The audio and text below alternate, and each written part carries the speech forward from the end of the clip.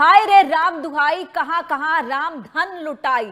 जी हाँ, भगवान श्री राम के दरबार से जो चंदा, जो चढ़ावा चोरी किया गया, वो ना जाने किन किन तरीकों से जो है लुटाया गया, कहां कहां खर्च किया गया। अब जैसे जैसे तस्वीरें सामने आती जा रही हैं, अपने आप में चौंकाने वाली है।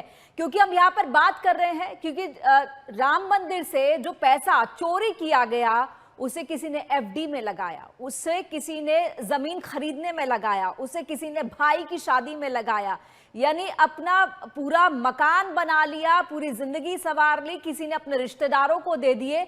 अब आप समझिए कि कितना बड़ा ये चोरी गबन किया गया है भगवान के दरबार से। और इसमें और भी कई खुलासे हुए हैं, क्योंकि जो ट्रस्ट की बैठक हुई थी उसमें एसआईटी ने अपनी रिपोर्ट भी रखी थी, एसआईटी की। अब उसमें क्या कुछ सामने आया है धीरे धीरे हम आपको बताएंगे इस कार्यक्रम में, लेकिन उससे पहले हमारे साथ गेस्ट जुड़ रहे हैं। प्रोफेसर पुनीत बिसारिया जी हैं, राजनीतिक विश्लेषक। पुनीत जी, आपका बहुत बहुत स्वागत है।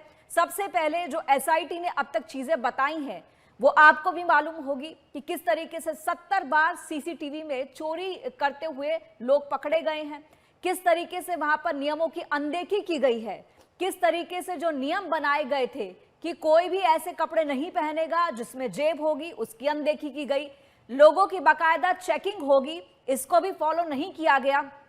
और जहां तक हम बात कर रहे हैं, टिन्नू यादव का भतीजा और अविनाश शुक्ला ये मुख्य आरोपी हैं, जो चोरी करते हुए कई बार दिखे हैं। आप ये समझिए कि ये जो चोरी की गई है, ये चोरी लंबे अरसे से हो रही थी, चीजें सामने आ रही हैं, अभी तो कुछ ही चीजें सामने आई हैं। और टॉयलेट तक के अंदर पैसे जो है बाथरूम में छुपा कर रखे गए थे। अब ये जो चीज सामने आ रही है, इस पर आपका क्या कुछ कहना है? इसे आप, क्योंकि अगर ट्रस्ट की बात करते हैं, ट्रस्ट की कल बैठक भी हुई है, बहुत सी चीजें ट्रस्ट ने कही हैं, लेकिन चंपत राय को किसी ने भी गलत नहीं बताया है। आप कैसे देखते हैं? आपका क्या कुछ कहना है वो गलत है? इस तरह की बात सामने आ रही है। राम मंदिर चढ़ावा चोरी मामले से जुड़ी बड़ी खबर आपको बता रहे हैं। राम मंदिर चढ़ावा चोरी मामले से जुड़ी बड़ी खबर आपकी स्क्रीन पर है।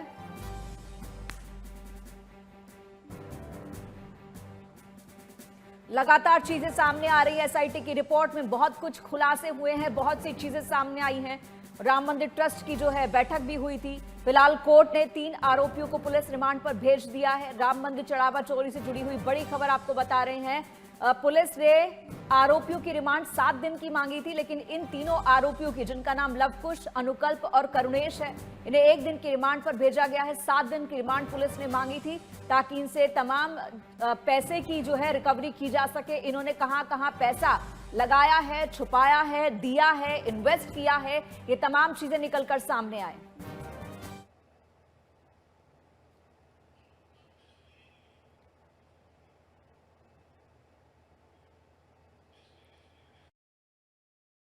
जी हमारे साथ है। पुनीत जी, आपसे जानना चाहूंगी आपका क्या कुछ कहना है जो एसआईटी की रिपोर्ट आ रही है, और साथ ही साथ ट्रस्ट का जो रिएक्शन सामने आया था, उनका कहना यह है कि चंपत राय तो बिल्कुल साफ हैं, और जो चीजें गायब बताई जा रही थी राम दरबार से, उनको भी जो है मीडिया के सामने रखा गया। आपको क्या लगता है, चंपत राय की भूमिका क्या वाकई इस पूरे गबन के मामले में, चोरी के मामले में कहीं नहीं है? क्या आप उन्हें क्लीन चिट देंगे? नहीं, मैं अभी क्लीन चिट देने के पक्ष में तो नहीं हूँ, क्योंकि अभी तक एसआईटी की भी अंतरिम रिपोर्ट आई है और एसआईटी ने चंपत राय जी से भी पूछताछ की है। तो अभी क्लीन चिट तो किसी को नहीं दी जा सकती जब तक कि पूरी फाइनल रिपोर्ट एसआईटी प्रस्तुत नहीं कर देती। और यही बात जो ट्रस्ट है उसने भी कही है कि जब तक नहीं आती तब तक हम यही मानेंगे कि उनका अभी फिलहाल रोल नहीं है। लेकिन इसका मतलब ये नहीं है कि उनको क्लीन चिट दे दी जाए। अभी हमें इंतजार करना चाहिए जब तक कि फाइनल एसआईटी रिपोर्ट हमारे सामने ना आ जाए, मुझे ऐसा लगता है। जी, तो लेकिन जो अब तक की रिपोर्ट सामने आई है, जो अब तक के फैक्ट्स एंड फाइंडिंग्स सामने रखे गए हैं, उस पर आपका क्या कहना है? देखिए, जो भी फैक्ट्स और फाइंडिंग्स सामने आए हैं, उसी के आधार पर 8 लोगों को अभी पकड़ा गया, हिरासत में लिया गया, उनसे पूछताछ की जा रही है। इसके अलावा भी चंपत राय जी को भी पूछताछ के लिए बुलाया गया और बाकी जो लोग हैं उनको भी बारी-बारी से बुलाया जा रहा है। तो जांच अभी चल रही है। अब उसका क्या निष्कर्ष निकलेगा, कौन लोग दोषी पूरी तरह से पाए जाएंगे, किनको सजा होगी, अभी ये सब नहीं कहा जा सकता। अभी जो लोग गिरफ्तार हुए हैं फिलहाल वो अभी मुझे लगता है कि मुजरिम माने जाने चाहिए, और बाकी लोगों को जब तक कि फाइनल रिपोर्ट ना आ जाए तब तक संदेह की कैटेगरी में रखना चाहिए, ना कि उन्हें कोई अपराधी घोषित कर नहीं, देना संदेह की चाहिए। कैटेगरी में रखना चाहिए, लेकिन कितनी संदेह की कैटेगरी में रखेंगे आप? चीजें तो सामने आ रही है। 70 बार कोई कैमरे के सामने चोरी करता हुआ पकड़ा गया है, तो कहाँ तक संदेह में रखेंगे? और जो लोग तो चंपत राय इसीलिए के साथ एसोसिएटेड हैं, चाहे हम टिन्नू यादव की बात करें, उसके पास तो चाबियां रहती थी, ये चाबियां जो बिल्कुल कि सही है। सेंसिटिव होती हैं, इंपॉर्टेंट होती हैं, कि खजाने की या तिजोरी की चाबी किसी के पास है, तो वो बंदा, आप समझ सकते हैं चंपत राय का कितना खास होगा। और सबसे ज्यादा हैरानी वाली और चौंकाने वाली बात यह है कि ट्रस्ट के लोगों को इस बात से कोई फर्क ही नहीं पड़ रहा। उनका कहना यह है कि चंपत राय जी तो बिल्कुल क्लियर हैं, वो तो बहुत बढ़िया आदमी है, और उनके नीचे काम करने वालों ने जो है ये सब घपला किया है। अब आप समझिए कि जो राम मंदिर के अंदर कर्मचारी थे, 400 की संख्या उनकी बताई जा रही है, और 400 की संख्या में काम करने वाले लोग क्या कुछ घपला कर रहे हैं, कितने लोग हैं, किस लेवल पर हैं, क्या कुछ कर रहे हैं, चंपत राय को क्या इसका बिल्कुल अंदाजा रहा ही नहीं होगा? नहीं, बिल्कुल रहा होगा, और चंपत राय जी की घोर लापरवाही इसमें सामने आई है।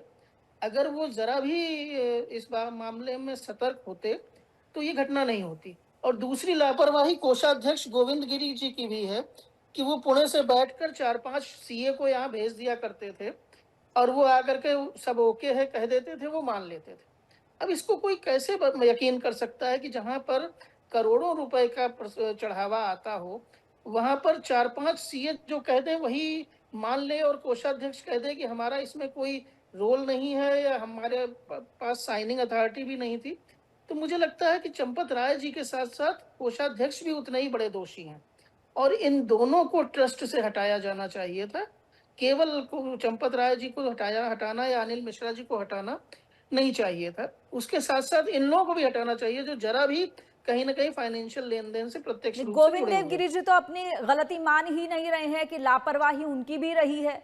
उनसे जब पूछा बिल्कुल जा रही रहा है। है मीडिया द्वारा कि क्या आप इस्तीफा देंगे, तो वो कह रहे हैं मैं क्यों दूं। तो वो नहीं, तो उन्हें अपनी देना जिम्मेदारी चाहिए। तो मान ही नहीं रहे हैं। राम के काज में अगर आप इस तरह की लापरवाही करते हैं, और मुझे ये पता चला है कि वो कृष्ण जन्मभूमि ट्रस्ट के भी उपाध्यक्ष हैं, तो अगर आपसे नहीं संभल रहा है, आपको कथाओं के लिए बाहर घूमने जाना पड़ता है, तो आप कोषाध्यक्ष के पद से त्यागपत्र दे दीजिए। वरना अयोध्या में रहिए और राम मंदिर में अपना रह करके यहाँ की देखरेख कीजिए, कोषाध्यक्ष के दायित्वों का निर्वहन कीजिए। वरना तो गठरी में इस तरह के चोर लग जाएंगे, आपको पता ही नहीं चलेगा। और मुझे तो लगता है कि शायद वो इसी तरह की सुनी सुनाई बात पर चेक काट दिया करते होंगे पेमेंट के लिए, क्योंकि साइनिंग अथॉरिटी तो कोषाध्यक्ष होता ही है, one of the signing authority.